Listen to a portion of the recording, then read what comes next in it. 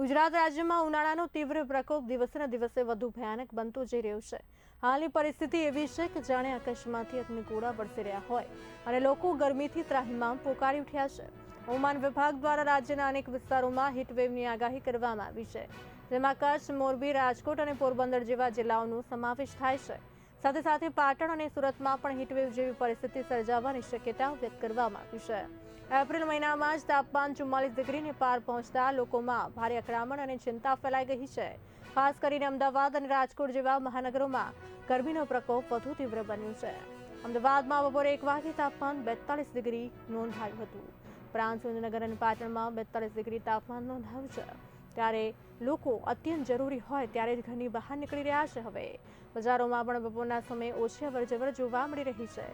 પ્રચંડ ગરમીથી લોકો ત્રાહિમામ પોકારી ઉઠ્યા છે। પાણી પુષ્કળ પીવું ડોક્ટર દ્વારા સલાહ આપવામાં આવી છે। સીધા સૂર્યપ્રકાશથી બચવું, હળવા અને ઢીલા કપડાં પહેરવા, સુતરાઉ કપડાં પહેરવા। હવામાન નિષ્ણાંતોના મત મુજબ હાલના સમયમાં ગરમીનો પ્રકોપ યથાવત રહેવાનો છે। ખાસ કરીને હીટવેવ અને તેની સ્થિતિ એટલે કે લૂ લાગવાની સ્થિતિનું નિર્માણ પણ થઈ શકે છે। આગામી દિવસોમાં પણ ગરમીનો પ્રકોપ જે છે કેવી રીતે બદલાય છે તે જોવાનું રહેશે, પરંતુ હાલની સ્થિતિ તો લોકો કંટાળી ગયા છે।